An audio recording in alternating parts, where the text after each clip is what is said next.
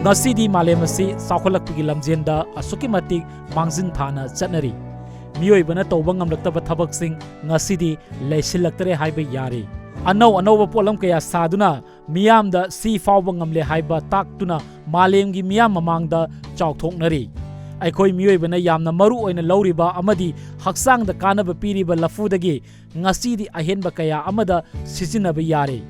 lafudagi lang oina singduna mioi bana sen inaba firol yauna polam kaya puthokpa ngamle masigi manungda women heirloom and handicraft cooperative society thanga salam lekai na ngasidi mai pakna lafudagi lang oina singduna kanaba polam kaya puthokpa hauri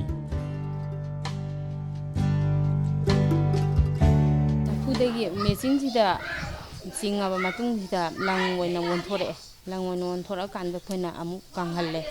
kanghalaba matung sida amu khoina kano se bini se tare mayam changdana aduga bag si saba adagi ama eni gamla saba adagi bag sabadi kano si khoi makup ka aduga seme adumain tawraga adu mathang tawrakpane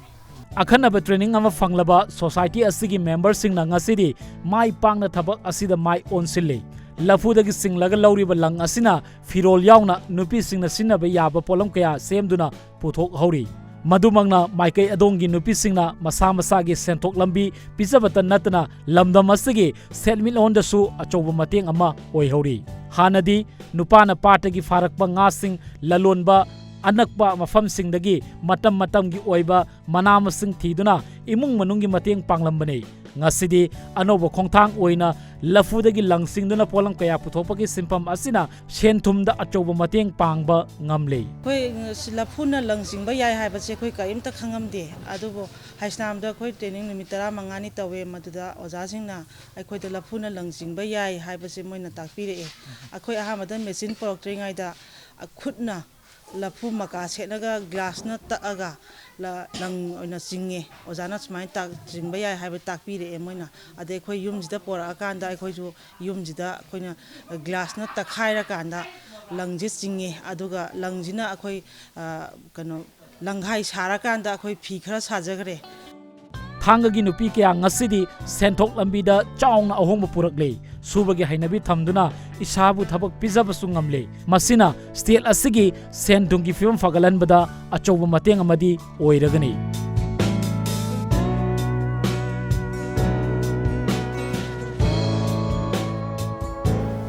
isanabu thawai yawardi thabakse loina heitabaga sulaite aduna isana thawai yawarin khai paisa du sulakani loina hainingai dum chenba leitraba midi soidana panthumbam yauragani maramaduna thabakta silauk thiba leitana anoba wakhalol kaya puthoktuna miyoiba khunaida kanaba yaba polamsing puthoknanaba iramdam asigi thawai yauna miyoi kaya leptana tholokpa tangai fade laingaknasu ahen mamieng sangduna pungning thongna hapiba amadi mateng pangbibasu yamna mathau tari lamdamsi leiba nupising mausing amasung leisabising asidi khutsa haibagi lamda asugi matik kumang chauksingna sangsilakpa ngamle masemang thanga salam lekai gi oinadi yamna chauksoksingai ni paudam jariba video journalist pari ga loina nabukuma khawpam Times of Manipur thanga salam lekai